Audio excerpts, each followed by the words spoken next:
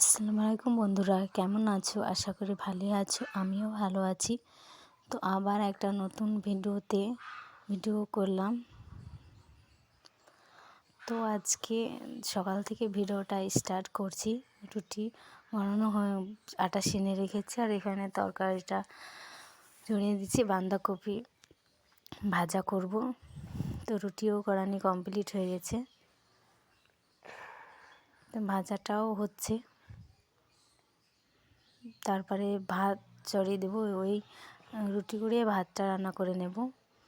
নাকি এখন শীতের সময় তো ছোটো দিনের বেলা, তো দুপুরে ভাত রাঁধতে গেলে অত সময় পাওয়া যায় না। তো এখানে আর এই কালকে রাতকারও ভাত আছে, তো ভাতগুলো খেয়ে নেব। তো ঘরটা পরিষ্কার করে ভালো করে পরিষ্কার করে ঝাড় দিয়ে নিলাম।